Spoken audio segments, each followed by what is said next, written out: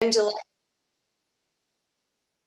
I am delighted to introduce today's presenters. Data journalist Meredith Broussard is an associate professor at the Arthur L. Carter Journalism Institute of New York University and the author of Artificial Unintelligence: How Computers Misunderstand the World. Her academic research focuses on artificial intelligence and investigative reporting, with a particular interest in using data analysis for social good. She is also interested in ethical AI and appeared in the 2020 documentary Coded Bias. She is an affiliate faculty member at the Moore Sloan Data Science Environment at the NYU Center for Data Science, a 2019 Reynolds Journalism Institute Fellow, and her work has been supported by the Institute of Museum and Library Services, as well as the Tow Center at Columbia Journalism School. A former features editor at the Philadelphia Inquirer, she has also worked as a software developer at AT&T Bell Labs and the MIT Media Lab. Her features and essays have appeared in The Atlantic, Slate, and other outlets. Andrea Jones-Rooy, PhD, is visiting associate professor and director of undergraduate studies at the NYU Center for Data Science, where she teaches their flagship undergraduate course, Data Science for Everyone. She is also a research consultant for companies, where she conducts research to improve measurements of people in the workplace, including how to more thoughtfully and rigorously use data to hire and promote great talent with less bias. She holds a PhD in political science and complex systems from the University of Michigan and regularly contributes to outlets such as 538, Quartz, and her own Twitter feed. When she's not doing these things, she's also a stand-up comedian, trapeze artist, and host of the live streaming YouTube series and podcast, Ask a Political Scientist. Thank you for joining us. Please take it away.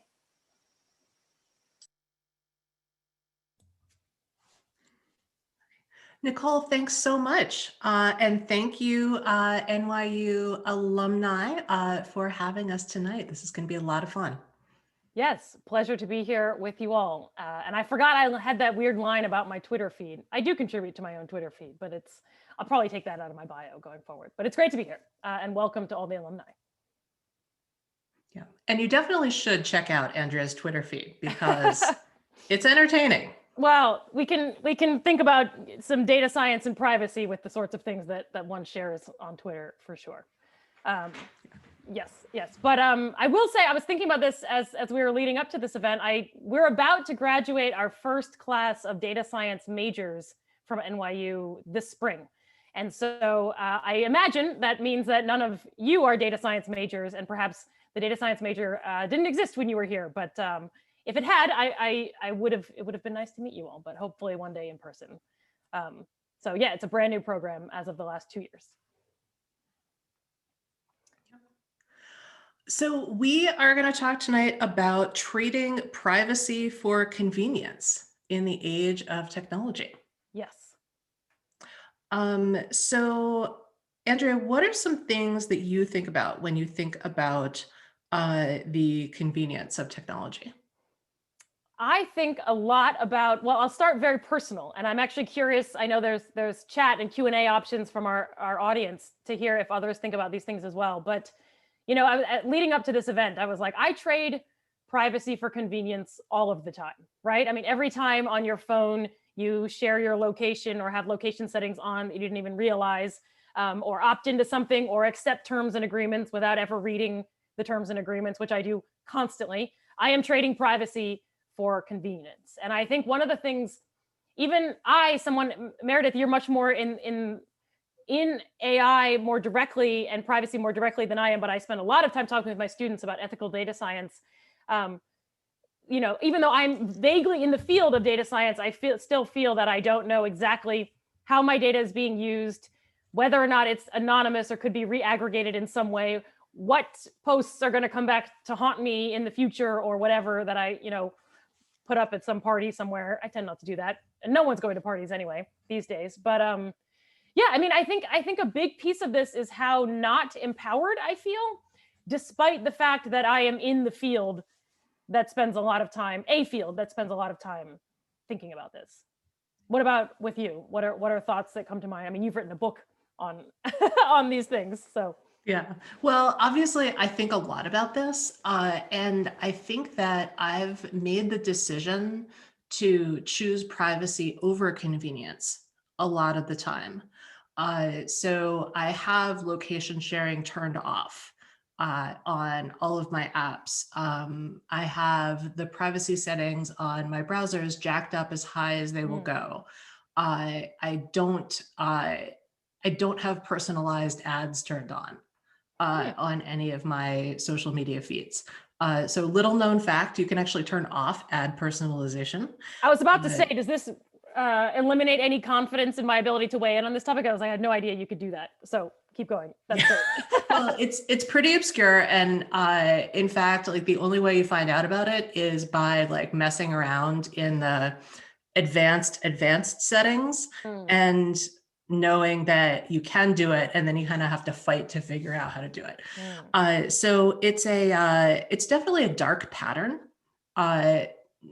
Social media, big tech companies are making it difficult for you to find out how you can preserve your privacy because it's more lucrative for them to to have you grant them permission to do whatever they want with it. But you do sacrifice convenience. So for example, in Google Maps, if you don't have your home location set, then yes, you have to type in your address instead of just clicking, give me directions from home to blank. Now I'm But like, oh, I have to turn that off because I definitely, I'm turn a off walking all example of the what not to things. do. I do think of myself as relatively careful. Like often, like Google will say, Google wants to share your location with so-and-so if I'm looking up a store or something. And I'll say no, and I feel very responsible. But I do have home built in. And there's some chat saying, Nicole was saying the latest update of the iPhone with the tracking is insanity. For Google Maps, you can put a local police station as home. So Ooh, Meredith, you know more that's about this. interesting. Yeah. Yeah. Do you do that, Ron? Ron is the person asking the question. Have you heard of this, Meredith? Do people do that? My favorite fun fact about GPS is that there is a default in GPS. So GPS doesn't work, as well as we expect. This is a big theme of my book. Technology does not work as well as we imagine that it does. So for many years, GPS programs have used a specific default in the middle of Kansas, which is the geographic center of the country. So there are all kinds of people who show up at this one farmhouse in Kansas because they've been given GPS directions that are totally wrong. Wow. And all kinds of things show up as being located at this particular farmhouse. And apparently it's very maddening to live there and have kind of random people knocking on your door all the time, like thinking that you're a store or you're a business that you're not actually. Wow. I like the idea of all these people being like, I'm going to go stalk this person. They must live in Kansas and I'm just going to go there. But it does seem to be bad on the receiving end of that. My favorite fun fact, and now I'm questioning if I made this up, but I think someone took a whole bunch of iPhones in a red wagon and walked very slowly down some street, and Google Maps thought it was a traffic jam. And so he like closed off this whole street just by putting a whole bunch of phones in a pile. Yep. Which felt fun to me. So one of the things that people often don't realize about the algorithms that are giving us directions is that these algorithms are constantly running tests, right, to check if there is a traffic jam. So something like Waze or Google Maps, they will be tracking the apps or tracking the phones of people who are using them. And occasionally they will send you into a traffic jam just to test if there's still a traffic jam. Right? Because that's the only way that the app can actually get real-time information is by sending one of its little emissaries kind of into a traffic jam or routing them around the traffic jam and testing how long it takes.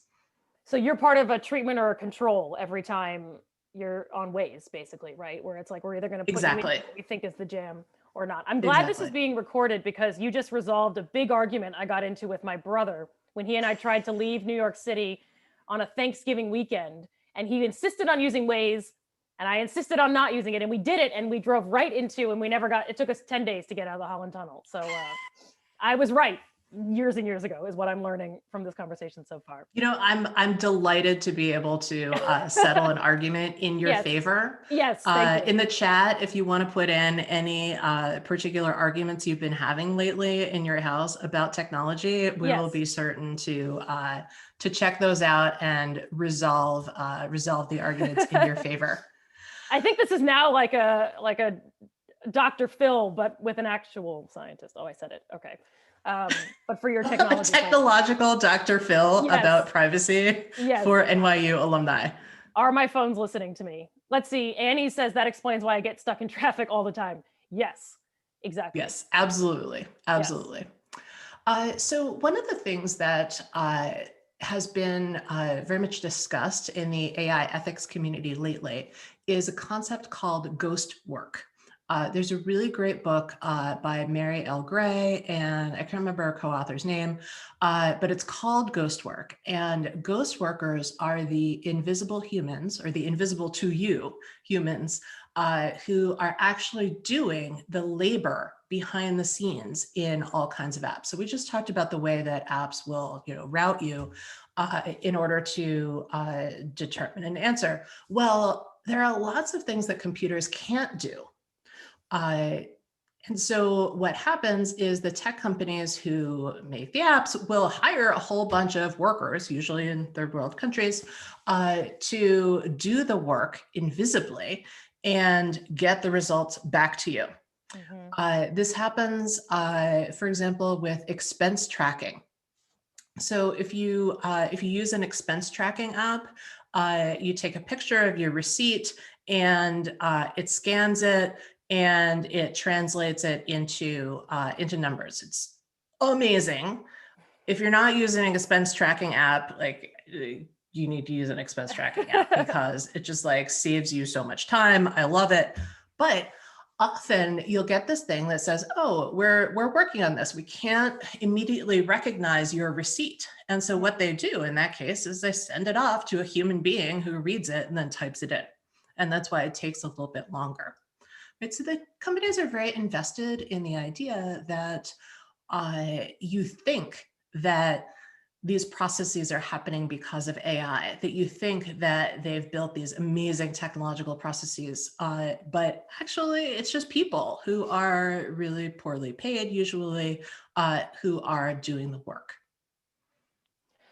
I'm very glad that you brought that up. One of the things I'm teaching a course at NYU right now called, it's just called Advanced Topics, but one of the topics that we're covering is natural language processing. And I think the way you put it is so well, you remind people or tell people that AI is not as good, technology is not as good as they think it is.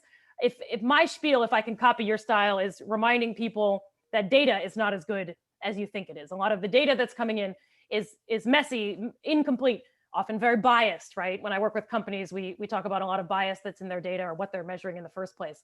But we were just talking in my class about chatbots and natural language processing. When you go to a website where what you think is a bot says, "Hi, how can I help you today?"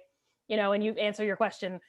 There are chatbots that I have interacted with, like customer service chatbots, that I am convinced, and I don't know, I am convinced start as AI, and then as my questions get more involved, I'm certain it goes to a human, because I had someone make a joke about the size of New York City apartments or the fact that it was both hot and cold that day. And I was like, either AI is actually really good, which I don't think it usually is, or they've realized that my question makes no sense. Like I put an emoji in or something. Why I'm sending emojis to customer service representatives is beside the point. But I was like, I'm pretty sure there's a hybrid model going on here. And one of the things that I was talking about with my students is, we talk to Alexa or Google Home or whatever, and that does make us think that the AI is really, really, really good. And in fact, I don't know about those particular scenarios, but with text data, I know it's not nearly as good. So why are companies doing this? To seem more cutting edge? To trick us into trusting them? Or what's the end game here? Oh, I think it's all of the above. I mean, that's a really good example And there's definitely a hybrid situation going on with customer service. One of the ways you can kind of trick the chatbots or trick the AI into giving you an operator is you can give it more complex questions. So the chatbots are set up to handle very simple questions very easily, but anytime your question gets more complicated, it gets routed to a human being who can deal with complexity. So computers can't deal with that much complexity. Alexa right now, for example, can only deal with kind of one or two nested queries at a time. So you can say, Alexa, tell me the weather, and that's kind of one. It's called a slot. I wonder how to explain it. At any rate, you can't say, Alexa, tell me the weather and play California Girls, and also tell me what's on the menu at the NYU dining hall today. Like Alexa can't pile all those things together. It can only do tell me the weather. I think there's been an advance so it can do tell me the weather and tell me if I should take an umbrella. Okay. Right, so there are limits. I think about the chatbot situation the way that I think about calling customer service. I mean, remember when we used to call customer service instead of just doing the chat? Ever so vaguely, yes. And so what you can always do is you can just say operator, operator, operator. Right. And you do that like 3 times, 5 times, 10 times, and it gets confused and it just sends you right to a person. Right. I heard if you swear, it gets it there, but I could never quite bring myself to do it. Yeah, but apparently that gets you there. Yeah, I feel like I've heard that as well. Yeah. Ryan has done it a bunch. That's awesome. It's a pretty wild recording, speaking about privacy. Yeah. Yes. We'll not be swearing tonight though, unless we get very into it. Right. Yeah, I can't tell if that would be a good outcome or a terrible outcome for this conversation. But one of the other things, so I think I steered us a little bit away from the, and I'm still curious, why these companies are trying to trick us into thinking they're more sophisticated. But I think one of the other points you were bringing up, which is super important, which is the companies are trying to seem more sophisticated, but in the process, they're paying humans barely anything to do a whole bunch of labor that we don't even realize is going on. And I know that when you were describing that made me think of my own field of political science, where I don't know if folks watching are have ever used this themselves, or Meredith, if this is something you've ever used, but Amazon Turk, which is a problematically named service where basically political scientists used to use it all the time. And what that means is you can hire a lot of people on the internet to do relatively menial or simple tasks for you that you later then use for a data set or for later on machine learning classification problems. So a common one in political science is we would say, okay, I have, 500 news articles, and I want to label them as to whether they're biased in favor of Democrats or Republicans. And I don't have the time to do that. So I would hire Amazon Turk, and I would pay someone literally, 3 cents per article, if that, to go through them all. And then once I've labeled that first 500, I then have a machine that can hopefully somewhat accurately, and we can debate that, train a whole body of like 10,000 articles to classify them as liberal or conservative articles. But for like a year, at least when I was finishing my PhD, for about a year, we were all like, I didn't do it, to be clear, but many of my colleagues were like, this is the future. We can finally automate all this research. But about a year or two after that, everyone was like, hang on, that's super unethical because these are way below minimum wage workers, often, in countries where they don't have other employment, but it was super horrible, basically. And we've more or less stopped doing it. But what you're describing, Meredith, sounds like that practice is still alive and well. Oh yeah, Amazon's Mechanical Turk is absolutely the lifeblood of the AI industry. So let me break it down a little bit. So for those of you who are not familiar with the way that that training algorithms works, what happens is you get a bunch of data. And the data gets labeled. Usually it gets labeled by a Mechanical Turk worker or by I guess people don't even really use students or graduate students anymore. It's, Yeah. you just feed it into Mechanical Turk. Yeah. The data gets labeled, and then you take that data and you use it to train an algorithm, right? You train a model. We talk about models being black boxes. This is a really useful abstraction, but really what's going on here is it's just math. It's very, very complicated and beautiful math. And so you have your model that has been trained to, say, predict something, and you run it on the labeled data.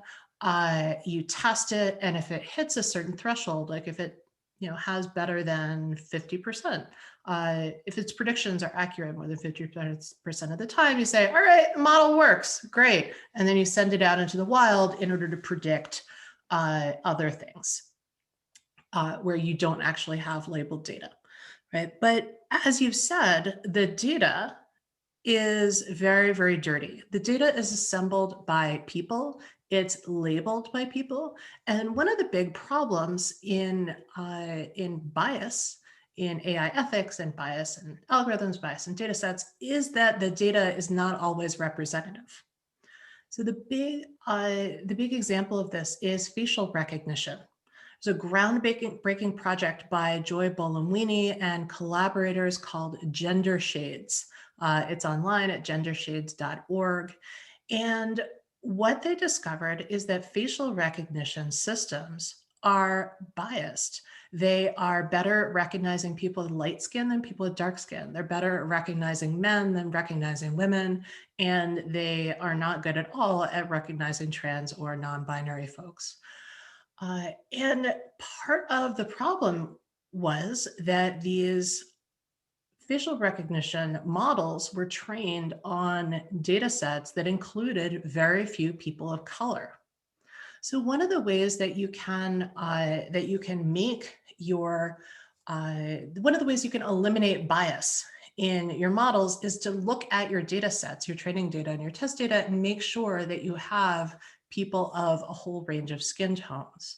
Make sure that you have men and you have women and you have non-binary folks and you have trans folks, right? Make sure that you have representation in your training data that reflects the wonderful complexity of the world.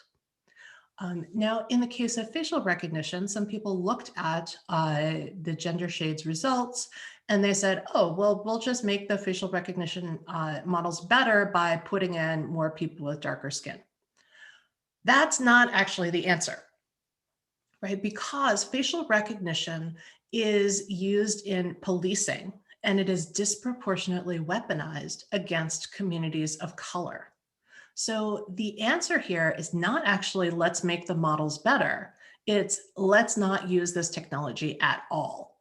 Mm-hmm. And mercifully, since the Gender Shades project came out, a number of cities have put a ban on using facial recognition. The big tech companies who make the facial recognition systems have put a pause on developing these systems. Or in some cases have called a complete halt to developing more of these systems and developing them for policing. So we really need to think about not only what kind of technology are we using, but how is the technology made? How is it used for ill, as well as how is it used for good? And we can think about, should we really be using this at all? Mm-hmm. And your comments are reminding me, I lived in Shanghai for several years at NYU Shanghai, in fact, and there, and it's, keeping with the media coverage of it, there's cameras everywhere, and that your face is being actively recognized by everyone all of the time. And it means that there are things like there's zero crime, but they also punish people like crazy for even very tiny things. It means that once a friend of mine was visiting and left her passport in a taxi, and they were able to find that taxi and get it later because all the license plates were tracked and the person returned it. And that's convenient, but privacy doesn't exist, right? And this actually is relevant to a question I'm seeing come up on the Q&A from Natalia, which is about US privacy laws versus something like the GDPR style privacy. So it's a great question. Do you think that US privacy laws will continue to shirk what is considered an individual privacy, or that in the wake of this greater awareness, the US will go more towards the GDPR over time? I have so much to say about this. Okay, let me throw another one out just because I'm forgetting now that I have the Q&A open. Joe also asked about your thoughts on regulation like California's Prop 24. Yes, I throw those both out. Okay. Oh, so we're into the part where we talk policy. Yes. This is very exciting. All right. So let's start with GDPR. GDPR is a step in the right direction. It is not a perfect law, but it is definitely a step in the right direction.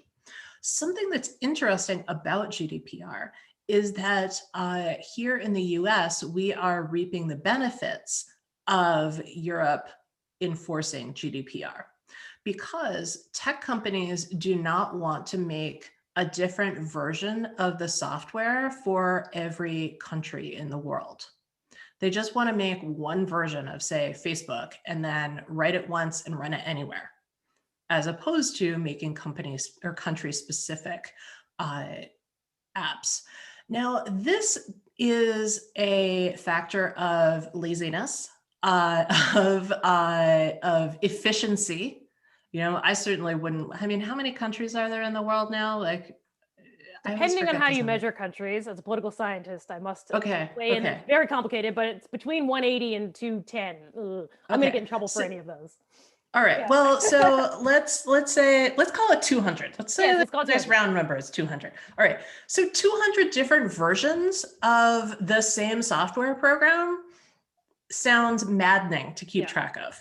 Yeah. And doing it all the different languages, and there are many, many more languages than there are countries. It makes my head hurt to think about it. So it makes a lot of sense that companies would want to minimize the number of different versions that they have out there.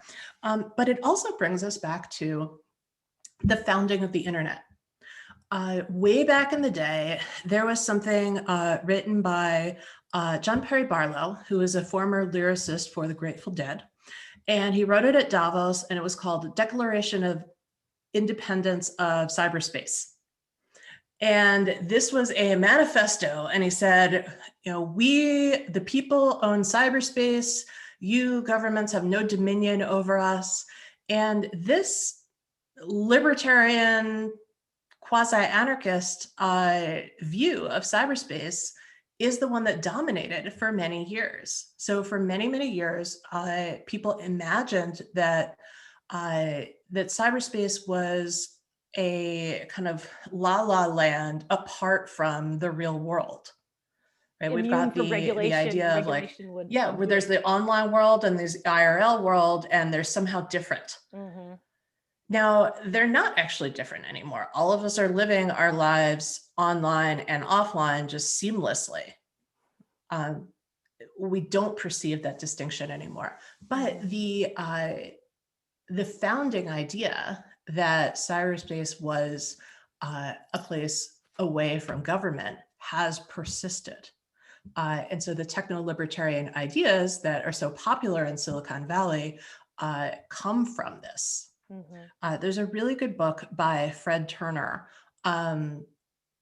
called, oh God, I can't believe I'm forgetting this name.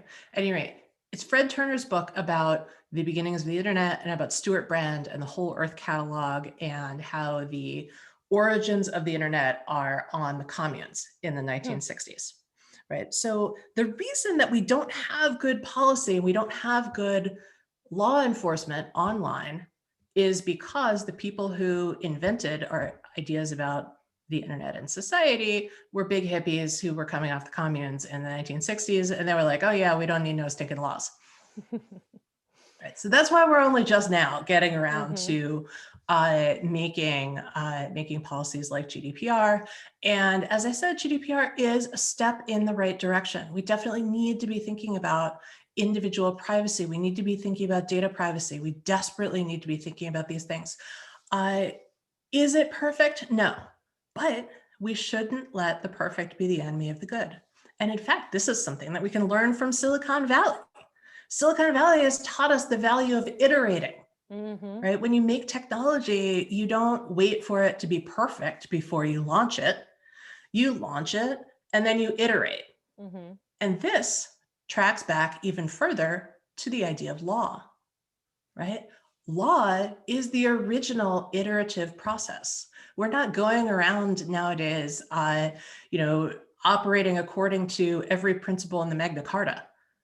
Right? We make laws and then we iterate on them. When it turns out that the laws are unjust, we change them, we iterate. So we can think about the same thing when we're thinking about privacy policy, when we're thinking about policies to govern the internet. And we can also make the choice to tell companies, listen, if you're going to operate online in this country, you have to obey the laws of this country. It does seem like a very convenient outcome for countries like the US or other countries that would be, I'm going to sound unpatriotic, but free riders on this, right?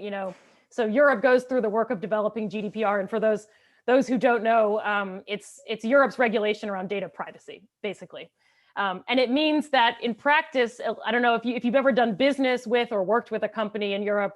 About a year ago, but maybe more now, 2 years ago, you got a bunch of emails saying, hey, here's what data we have and here's how we're using it. That's the main impact it had on me. But you're right that it means that all these massive tech companies are going to be having to be consistent in order to, and so therefore the bar is going up, even if we haven't worked out the legislation.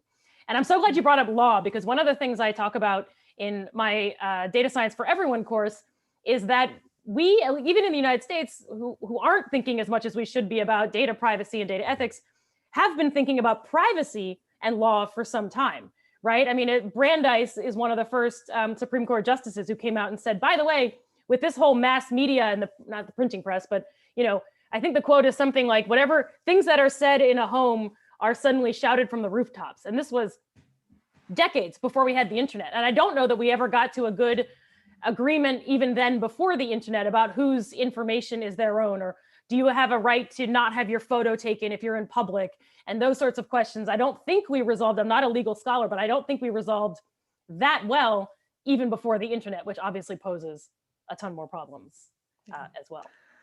I'm very interested to talk with more legal scholars about these kinds of issues.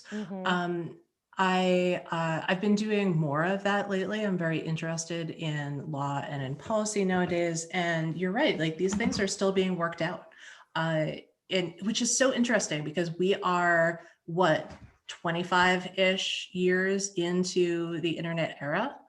Like digital is not new anymore. It's not shiny anymore. It's just ordinary. It's mundane.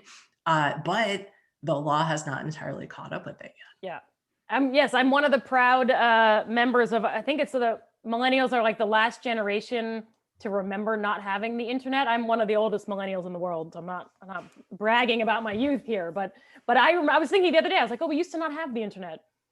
And now, I had a landline phone in college, that kind of thing. Let's see, there's some other questions coming in. Let's see. Robert says, do you think that targeting advertising will be more acceptable if some tech companies, quote, get it right? I don't quite know what you mean by get it right. Meredith, do you know what, as far as ethically or usefully? I think that my opinion about online advertising is colored by the massive amount of fraud that is happening in online advertising. And there has always been a massive amount of fraud. To the tune of billions of dollars a year. Everybody who works at Facebook, Google, and Twitter knows that there is massive ad fraud going on. They are either powerless to stop it or they don't want to stop it because it allows them to keep minting money. By ad fraud, do you mean like fake companies swindling people to buy things? No, I mean fake.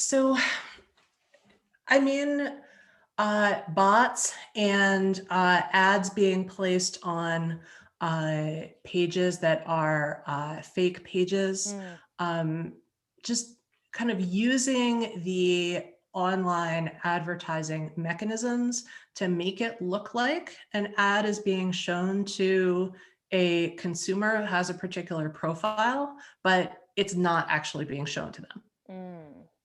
Hmm. Uh,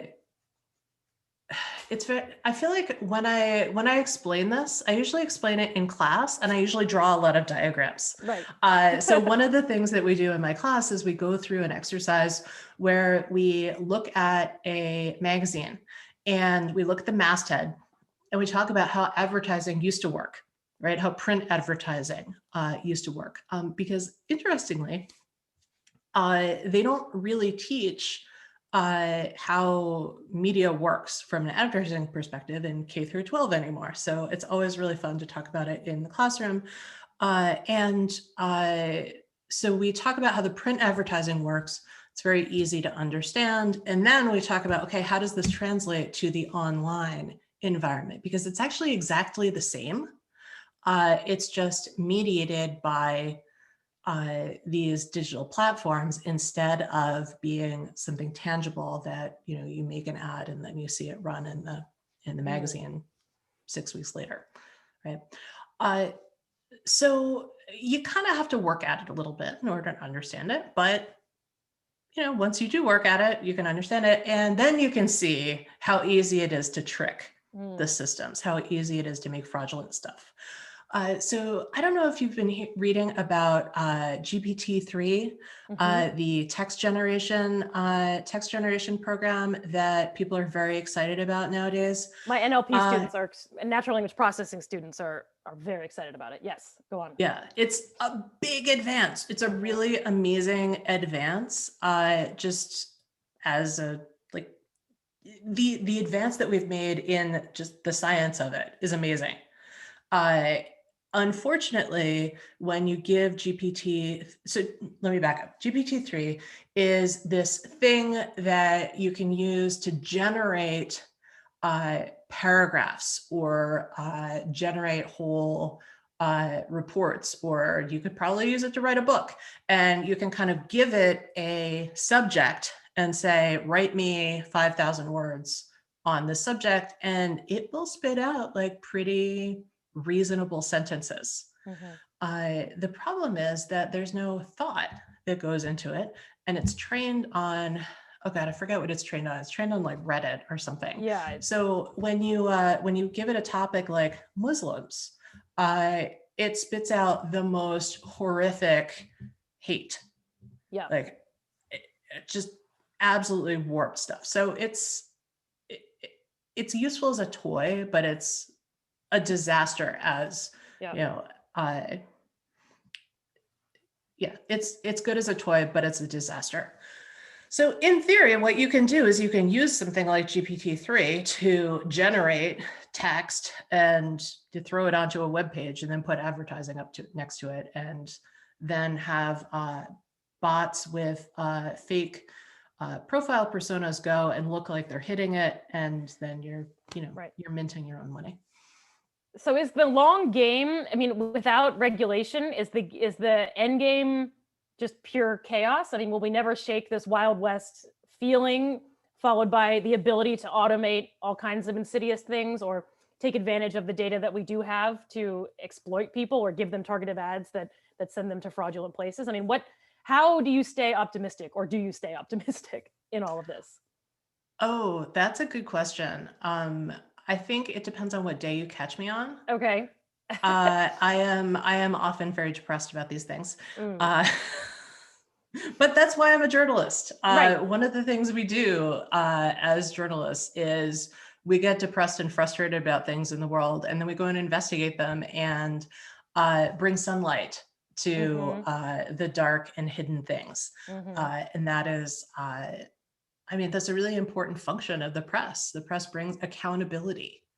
And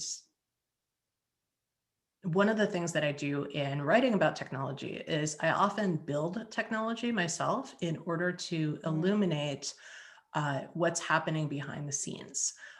When you don't understand how technology works, it's easy for a marketer to bamboozle you and make you pay more for something because you think it's like really shiny and innovative. Right. And I am all for innovation. I'm all for technology in general. But I think it's really important for people to understand how technology works so you can be empowered And so you can say no when a technology is being developed that you don't agree with, or that violates the laws of the land, or is just otherwise bad for humanity. Yeah. No, I'm glad you mentioned this about people just, like you said earlier with machine learning, we think of it as this black box in which magic happens and capital T truth gets spit at. And it's so not the case, because the data going in is biased. The math is probably just going to amplify the biases of whoever built it or whatever. And one of the areas that I spend a lot of time working with companies is they get very excited to use things like machine learning and AI to help them speed up their hiring process. So we hear about the stories like Amazon going through resumes with natural language processing. I was working with a company that tried to do away with annual performance reviews and replace it with a machine learning model that would just take your sales and your manager's score of you on a number of things and just generate a prediction as to whether or not you should be promoted. And everyone thought, yeah, I know. And everyone thought, oh my gosh, this is amazing. We are getting rid of bias. We're like, making this totally objective. And I would go in and say, no, you're not. You're doing the work. You're amplifying all your biases. And they were like, but it's data science. How can it be biased? And you're like, oh, we've missed everything. So it's not, there's some privacy issues there as well. But your point spread much further than privacy. And the other thing to say is that even if the models have no bias, which is a huge if to the point of impossible if, models are still wrong a lot of the time. And if you have 100% accuracy, you're not going to be able to work with new data. And so even if this company, for example, got everything 100% right, you're still going to occasionally misclassify certain people. And so you're affecting people's careers. Whether someone's promoted or not is a big decision. And you wrote a great article in the New York Times last semester, Meredith, if you haven't read it, it's a New York Times opinion piece. And it's a fantastic piece about automating grades. I'll let you explain it, but I shared it with my students as well during class. So if your ears were burning, it was. I'm so glad to hear that. Thank you. But if you want, Adam, if you want to talk about it, I was thinking about that going in because it's a great piece and everyone should look it up immediately. Oh, thank you so much. Yeah. So that was I want to say it was a fun piece to write, but it really wasn't. It was one of those situations where it was bad for life, but good for art. Mm-hmm. So the piece was about the decision to assign imaginary grades to real students. So the International Baccalaureate exams, maybe some of you are familiar with this. IB is a little bit like AP, like advanced placement. And you take these IB classes and then you take an exam at the end. And if you get a sufficiently high score on your IBs, you can get this IB diploma, which is a secondary high school diploma. And you can also get college credit. So if you stack it the right way, you can get up to 2 years of college credit for your IB scores, for high IB scores. So this is a pathway to success through education for a lot of low-income students. I interviewed a young woman named Isabel Castañeda, who lives in Colorado, who is fluent in Spanish, and her IB scores came back and she did not pass in Spanish. And she said, what the heck is going on? It turns out that IB had chosen to use an algorithm to assign students grades. They had to cancel the IB exams, the in-person exams, because of the pandemic. And instead of refunding everybody the fees that had already been paid, what they said is, oh, we'll use data science to predict the grades that the students would have gotten if they had taken the exams that didn't happen. I even know the story and it's painful to hear about. Keep going. Yeah, it's ludicrous, isn't horrible. It? It's totally absurd. So if you're at work and you find somebody in your company who's saying, okay, we're just going to use data science to predict this instead of doing the real thing. Run the other way. Your ears should perk up. Like this is a big red flag.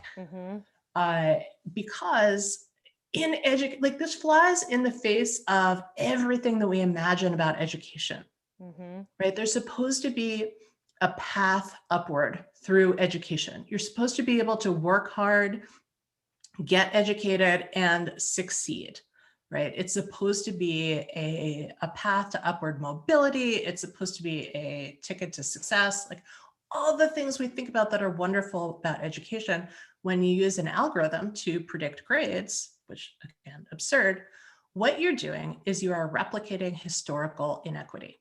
Because all the algorithm is going to do is it's going to look at the available data and it's going to say, oh, the kids from poor schools, they usually do badly, so I'm going to assign them a bad grade. And the kids from wealthy schools, they usually do well, so I'm going to assign them a higher grade. And who goes to the wealthy schools? It's mostly whiter kids. Who goes to the poorer schools? It's mostly Black and brown kids. So the algorithm is just discriminating. Yeah. And this is how it works. Like if you know anything about educational statistics, like the richer kids do better than the poorer kids. That like we don't need We're just an codifying algorithm. it, basically. Yeah. Yeah, I mean it's bad Yeah. that is the case. But poverty is an enormous problem. So it was a terrible idea to assign imaginary grades to real students, but it just happens so much more than you'd imagine that people make really bad decisions about using algorithms in education. The case I'm following right now is the case of the Washington State bar exam. So related to the imaginary grades, people are very concerned about algorithmic proctoring services. So these are services that claim to use AI and also human remote proctors to proctor exams and detect cheating. Right? But the problem is they do not work. And in the case of the bar exam, there are a bunch of law students in Washington who are protesting the use of ExamSoft, which is an automated proctoring service to proctor the bar exam, because obviously they can't do the bar exam in person. But what the law students are saying is, listen, if we're graduating from an accredited law school, give us what's called diploma privilege. Just let us go and practice law instead of making us take this exam that, by the way, is not actually testing us on law.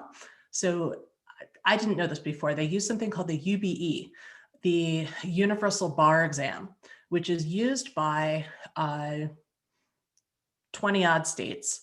And it tests the law students on imaginary law, right? Because the law in each state is a little bit different. So they just make up this exam that's not actually based on any specific law. It's just imaginary law. And they make them study for 2 months to take this multi-day, all-day exam. And like really, they need to look at the whole process and say, all right, what are we doing with the all the people coming up with imaginary laws surely could be helping us come up with a better process. It's like going to a doctor and like, well, I've never operated on a human, but I have done some very good imaginary work. So this actually, I've done a bad job. I've played Operation a number of times, so exactly. I ought to be okay. The tweezers, like taking out your appendix. Yes, or kidney or whatever I find first. A couple of questions. So Julianne has a great question from a little bit ago, but I think it's relevant to what we're talking about now, who is wondering what implications, if any, do you see AI having for the notion of objectivity in journalism, given the discussions that have proliferated, especially in the past year, about its limits and the ways in which objectivity have been used to water down coverage around race and racism. For example, insisting reporters stay detached, tell both sides.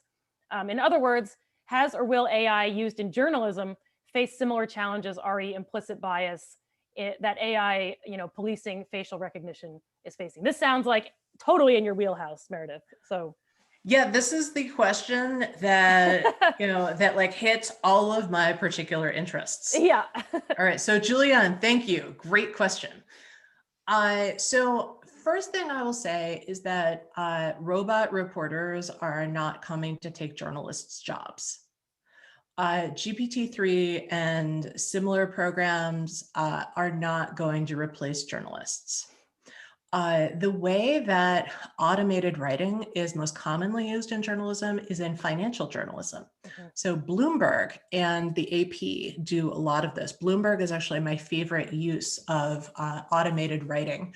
What they do is they have software that will look at the financial reports and will automatically generate paragraphs explaining what happened, right? So if there's a director of a company who sells a lot of shares, they will automatically generate a paragraph or two and put it on the Bloomberg terminal so that traders can look at it and say, oh, Andrea just dumped a bunch of her Martha Stewart Living stock, and she's How a did director. you know?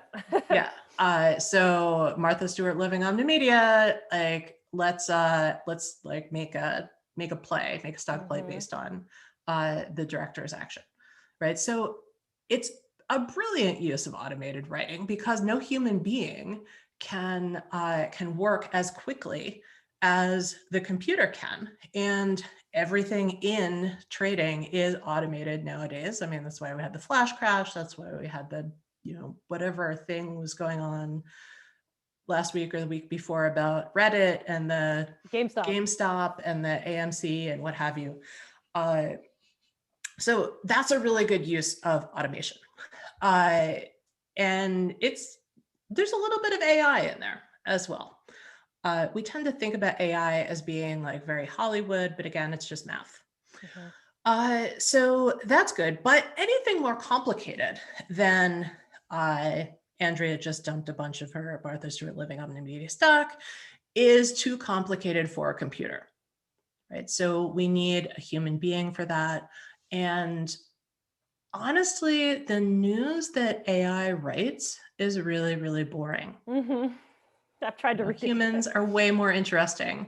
The way that you can use AI is you can kind of have basically Mad Libs where the AI like fills in the blank. So a human writes the template for the story and the AI fills in the nouns and fills in the particular numbers, and you write the same story over and over and over again. It's very boring. It's way less interesting than you'd imagine. So I'm not concerned that humans are going to be eliminated by AI in journalism. I am concerned about bias, and I am concerned about the idea of objectivity, because we have moved beyond the idea that a journalist is objective. We have moved beyond the idea that every journalist should be giving us the view from nowhere. And both sidesism is not relevant anymore. So for example, with climate change, there's no reason to do a both sides thing when you're talking about climate change, because climate change is happening and it's terrible. And we shouldn't be writing stories that suggest that it's not real. Vaccines are another case where we really should not be writing anti-vaccine propaganda. We should not be giving space to anti-vaccine propagandists. It's settled science. So there's a lot of awesome questions, and I want to keep an eye on the time, but I'm going to throw a whole bunch out, and I'm going to reveal I have a bias towards short questions, but or Meredith, if you can see them as well, or I need to speak to you, but here are some that I can see them, but I can't read them for some reason. So Sanjeev asks if blockchain offers individuals more control over their data and would help allow for better privacy controls. Arnold wants to know, what do you make of news on Musk's brain to computer interface? Ryan wants to know if we can talk about the implications of deep fakes and using AI or technology to actually create what looks like real news. And Kenneth asks, how can an imperfect person create perfect AI? I feel like I would read an entire book on each of these questions. So I don't know. Yeah, definitely. A hot takes round or how to handle this. And Fred asks, what about I love the idea of a lightning round about like, okay, let's do blockchain, then do Neuralink, and then blockchain, yes, no. Hope for unbiased AI, yes, no. Bitcoin, Fred wants to know about the Apple deepfakes. We can throw in first principles, and then we could do a little bit of CDA 230. Yes. Actually, here's another one. Erica asks, while we're waiting for all these regulations, is it not the case that corporations and governments are collecting data like crazy? And so while we sit here and say, well, I'm adding now to the question, it would be nice to have regulation. Every single moment that passes, all this information is being collected. There are more questions, but I'll start there with all of those. Yeah. Oh boy. Okay. How do I wrap all of these up into one pithy statement? How are we on time? We've got 3 minutes. 3 minutes. Okay. In 3 minutes, I am going to address all of the major questions of our time. Okay. I'm going to start with the idea of perfection. Mhm. So somebody asked, how can an imperfect person create a perfect AI? And I would push back against that a little bit and say, we do not need to create a perfect AI. One of the things I read about in my book is an idea I call techno-chauvinism, which is the idea that computers and technological solutions are superior to others. Techno-chauvinism is a kind of pro-technology bias, and we need to examine it. And what I would say instead is, let's ask, what is the right tool for the task? Because sometimes the right tool for the task is a computer. Sometimes it's something simple like a book in the hands of a child sitting on its parent's lap. And one is not inherently better than the other. It just depends on what you're trying to do.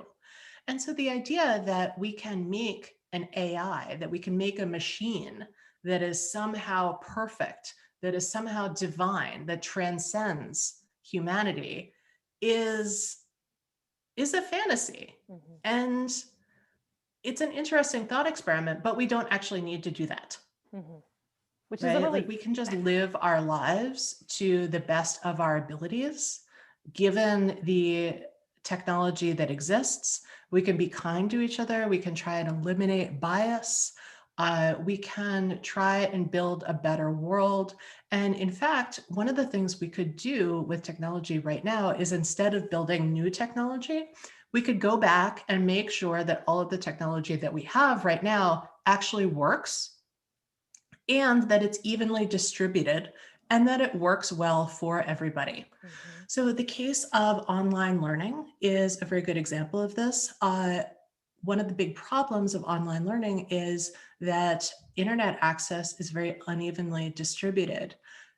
Access to laptops and tablets and phones and high-speed internet is very unevenly distributed.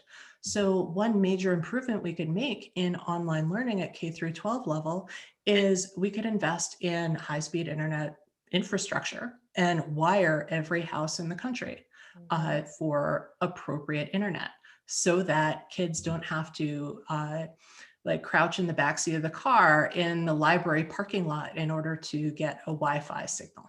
Right. So instead of thinking about how can we make the perfect AI, we could think about how can we make the world as it exists now a little bit better for everybody.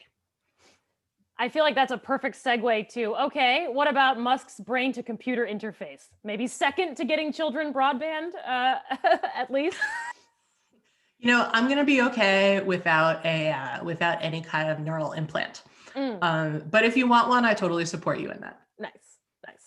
By the way, every now and again, I don't use Siri or any of the voice anythings. And we haven't even gotten to the subject of whether our phones are listening to us, I assume, because it's a resounding yes. But every now and again, I'll fire up Siri, not Tom Cruise's daughter, but the Siri, and ask if Siri can pass the Turing test. And she never has any idea what I'm asking. So we're not there yet. Yep. On a related note, I used to have an intern named Alexa, and apparently everybody named Alexa is having a lot of problems now that the Amazon Alexa is out there in the world. I believe it. I also got very angry when Bank of America released its, AI, whatever, and they called it Erica. And I was like, yet another, female sounding name, like another woman is your assistant. And then I have a friend who works for Bank of America and was like, actually, it's just the name that comes out of America, but I still think it's gendered. So, but I did get very worked up for like a day. Yeah, no, it's definitely still sexist. All the AIs that are servants are women, and the ones that are supposed to be smart are men. Right, like Deep Blue or Watson. Those are male, but probably Alexa and Siri and Erica are all female. Yeah. So we could have a whole second conversation about that. Yeah. Speaking Maybe of that's bias our next and installment. AI, yes. Yes. Well, I want to be sensitive to time, but I certainly could keep talking with you forever and all of the attendees who are asking questions. It's been great to get to talk with you. Sorry, we can't get to them all. Yeah, I'm so sorry we can't get to all these questions. These are all really good questions, and we'd be happy to come back sometime and and talk more about technology. So Yes. Thank you so much for having us here tonight. Yes, thank you very much.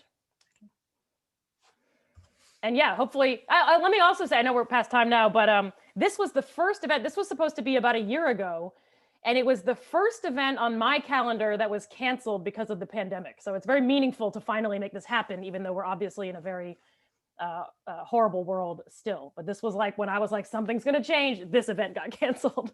So it was the harbinger. All right, well, we will call party. this a bright spot that we got to finally have this conversation. That we got to do it. So yes, but Thank hopefully you maybe both something so in person. much. Thank you so much for sharing your expertise, and thank you to our alumni audience, and have a great evening. Yes, thank you everyone. Thanks everybody. Bye-bye. Have a good night.